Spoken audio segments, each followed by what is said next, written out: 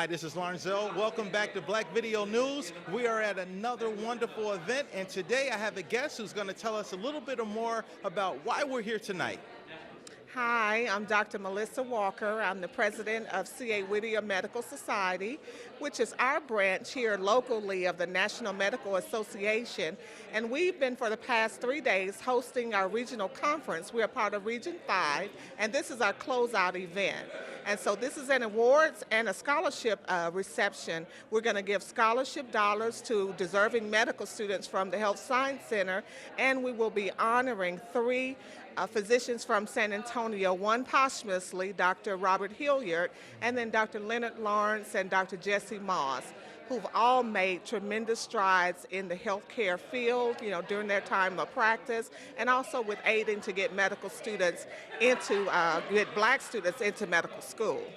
Now, you talked about the scholarship, you talked about the goal is to get black medical students.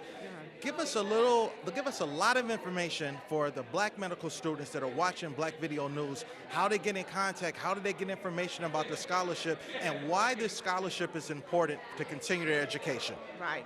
So C.A. Whittier was a physician. He was the first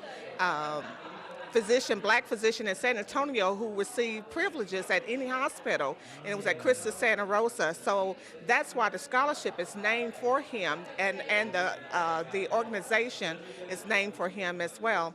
And so what we found is that there is an epidemic right now of the decline of black students in medical school. And so we're doing all that we can to help not only assist them financially, but also to mentor them, because as we've learned recently at the Health Science Center, we have a number of students getting admitted, but the retention rate is so low. These students are dropping out because they don't have a good support system. And so if they want to reach out to us, they can give me a call at, I'm the president of C.A. Whittier. They can give me a call at our office, 210-271-0805. They can send a letter to me or email me at whittiersociety@yahoo.com. So we're here for the students. That's what it's all about. We're here to celebrate these 3 doctors who, paid their dues. It's time for us to step up. They've done what they can do, and so now it's time for us to pick up the mantle and help achieve better health, because we know we are the best people to take care of our people. So I believe, yes. Black Video News, thank you. This is a wonderful event. You're doing a wonderful job. And please, those of you who heard this useful information, get in contact, please. Thank you. Thank you for being here. We thank you. We'll be back more guests, and very excited to talk to them. They're going to share some wonderful news, upcoming events with us so that we're in the know. How are you doing? I'm Dr. Roger Hilliard, my wife, Tricia Hilliard, and we're here for a couple of reasons. Tonight, honoring my father, Dr. Robert Hilliard, for his service to the community, for his years of dedication to this medical organization. The NMA is an organization here in town that is national, and our goal is always to promote the interests of minority physicians and to allow us the dignity to practice medicine without discrimination. And they were very involved in the beginning with integration. My father was a pioneer and a visionary, and he was around when black doctors weren't allowed to be here in San Antonio. He integrated most of the hospitals here, had a great legacy, and did a lot for the city, for the country, and for this region. I think this is so important to have this acknowledgement and to just have the history kind of reminded, because we don't hear that word integrated anymore. So can you kind of give us more history on, for the younger listeners who are watching this, what sacrifices your father made and what integration meant at that time, and how we are where we are because of integration? Yeah, exactly. So he was the second class of black physicians graduating from Texas here. There were a couple here before him, and he came to medicine at a time when there weren't black doctors at all. There were no black doctors at any of the hospitals, major hospitals here in town. He was the first to do surgery on a white person, on a white woman, as OB-GYN, and he was the first on many staffs. And when he came through, they weren't allowed. He was discriminated against. He was discouraged from practicing medicine. His goal was to help the community and help his patients. So you've spoke a lot of information. You really spread it. So let's do the cliche. Behind every good man is a good what? Good woman. Okay, perfect segue. Could you please introduce yourself? Hi, I'm Dr. Trisha Hilliard. I'm a pediatrician. Awesome. How does knowing the history and the purpose of tonight's event, just kind of share with us your thoughts on where you would like to see this go, the future of medicine for young doctors? I would like to see the future of medicine involve more African Americans and minorities. I think they will represent a lot more of the community and also represent a lot more of what their needs are. What I love about this event, the core is scholarships, and also we hear a lot about the word mentorship. What does mentorship mean to you? A mentor is someone who's probably going to lead you, guide you, give you steps that you can take so that you can succeed and achieve. I agree. I love it. So as we close out this segment, what do you see next for the young adults who are thinking about entering the medicine field? Oh, man, the future is bright. In this society, in this day and age, we have more need of doctors, serve communities of all types, and I think the door is open. With that, keep the door open to all the young people who are watching us on Black Video News, please. The resources are here. We have 2 examples of 2 doctors. May not be easy, but you can do it. Just reach out. You got the mentorship. You have the resources available. Thank you for watching Black Video News, and we'll be back for more. Hi, this is Lawrence O, back with Black Video News. We have an honoree of tonight's special event. Please tell us your name and what it feels to get this recognition tonight. My name is Jesse Marsh Jr. I'm an otolaryngology head and neck surgeon, and it's a wonderful honor to have this. So how long have you been a doctor, and did you ever see it coming to this moment where it's like you're getting plaques, you're getting honor? What's really going through your heart and your head at this moment? Well, serving, first of all, it is a gift that God gave me that allows me to see patients every day. I'm a head and neck surgeon. I'm 75 years old, and God has allowed my hands to continue to work. It is a gift. It's a blessing. So my journey to medicine was a little crooked, and it has always been such a pleasure to have the opportunity to do this. And then serving and working with the National Medical Association and being an officer. I used to be president of CA Whittier. I have been president of the Region 5. I've been on the board of directors for the National Medical Association. I've had a wonderful time in what I call the governance of medicine, as well as in practicing medicine. So when we talk about the governance of medicine, tell us what goes into that. What does it take to keep going even though it may seem like it's not going anywhere or you may get that resistance? What makes you keep going? I'm very active in the governance of medicine.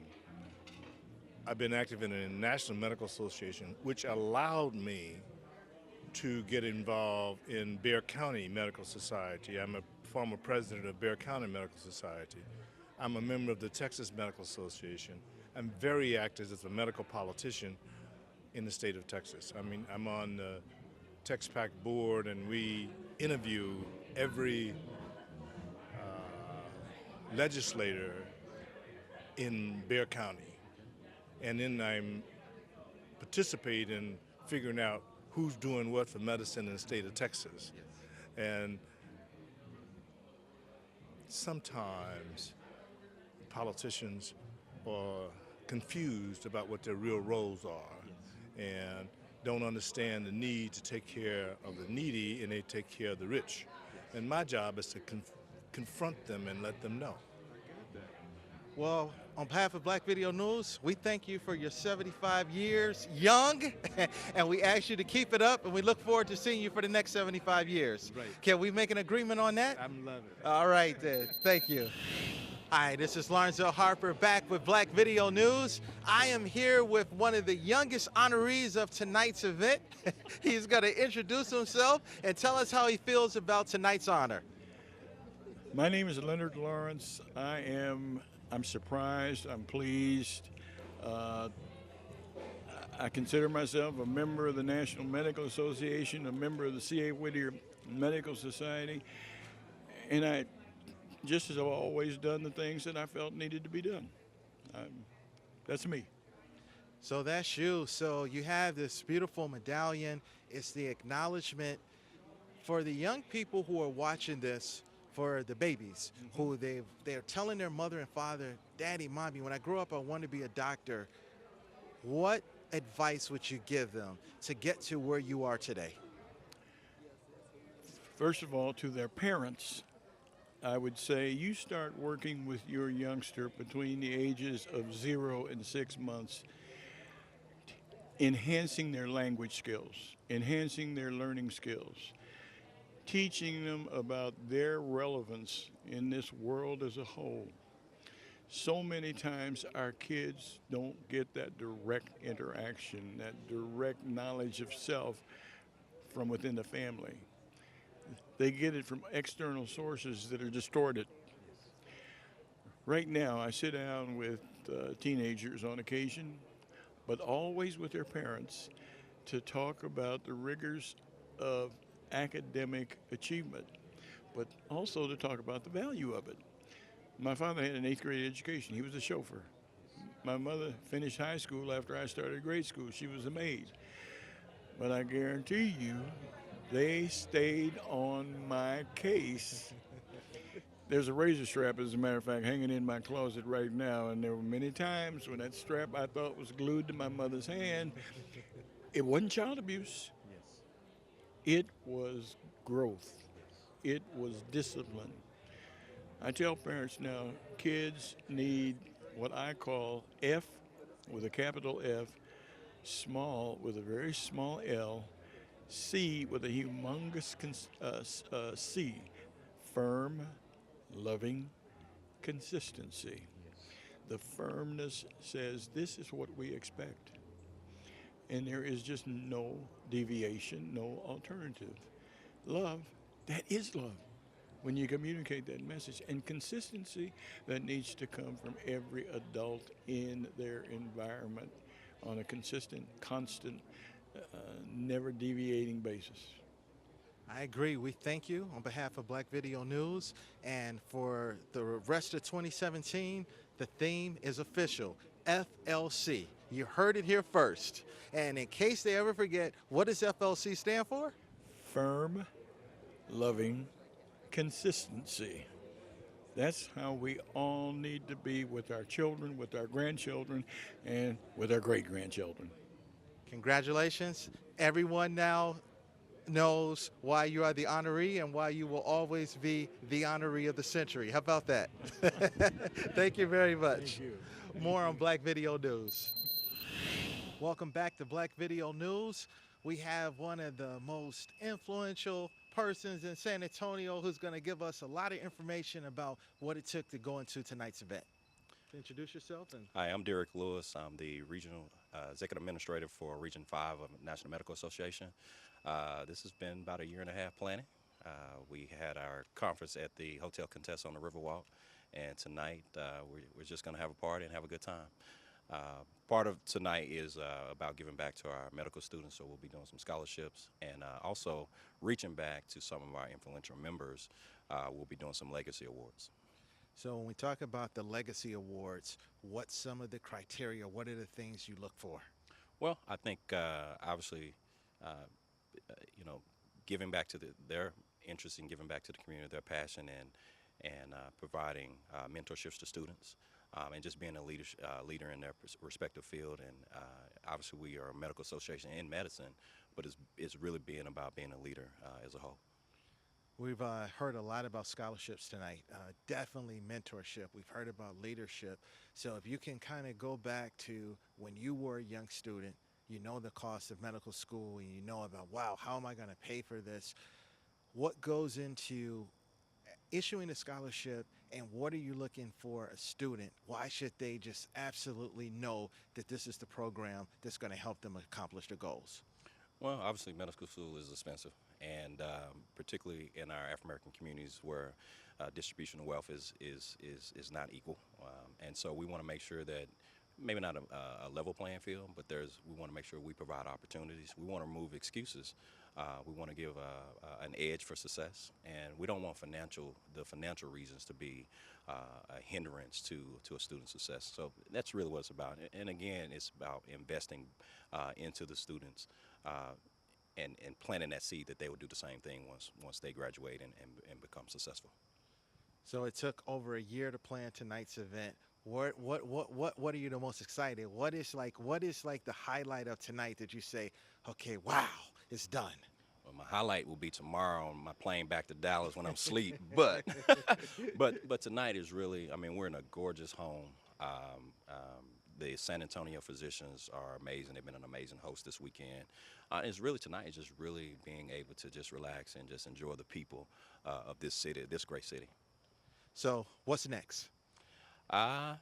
Again, on the plane, getting a little sleep, but our national meeting will be in Philadelphia at the end of July, and then our Region 5 meeting probably will be in Biloxi, Mississippi, in spring of 2018. Sounds good. Thank you for giving us a wonderful interview and a nice event, and thank you for your hard work. Thanks for what you guys do. More on Black Video News. Hi, this is Lawrence Zoe. We're back on Black Video News. You know, some guests are so special and so awesome, you have to invite them back. So now we're going to do part 2. Now, in addition to just having fabulous history, having a lineage, being a doctor, I hear that there's something else you have a special interest that you want to share with us. Oh man, tell you what, we love the community. One of our big goals, one of our big passions has been mentoring and service. We have a nonprofit called Icon I Can, which serves disadvantaged families in the community. We have a mentoring program at MLK Academy, which we get kids who are disadvantaged and we introduce them to mentors who were folks who were established. There's a theory I have called the box theory, right? And so I believe that some kids are born in an area where all they see is what's around them. They don't see folks who are successful in a different way. All they see is athletes and entertainers.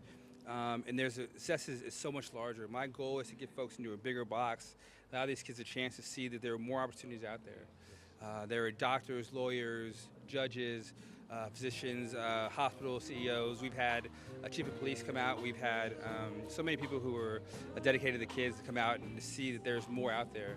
Part of that process of us bringing together this nonprofit was the idea of bringing folks who are more established to kids to talk to them. We thought if they talked to me and thought I was kind of nice, what about Michael Jordan? Or what about Shaka Khan? And so we started the idea of getting celebrities together to talk to kids and tell their story. Icon Talks is our for-profit organization that basically works on big events that are separated to engage, inspire, and so our goal is to get folks to tell their story, for entertainers who are involved in the community, who've served, but also have a great story. We've had Shaka Khan, we've had senators, congressmen, we've had actors, Amari Hardwick from Power. We've had a lot of folks coming and more coming soon. Sounds good. Now, what is the birthplace of Icon Talks? Everything started right here in San Antonio, and actually it's all tied in. It started from the tragedy in 2 families. My father passed away in 2015. Also, my partners, John Burns, Mike Burns, and also John Hartfield. The Burns family had a tragedy with the loss of their grandmother. And afterwards, we sat together and thought about success and about what makes someone successful, and the idea of what makes us successful, why some people achieve and some people don't. And so our idea was, how do we help our community become successful? And from there, this whole thing started. Sounds good. On behalf of Black Video News, I'd like to wish you continued success. Thank you.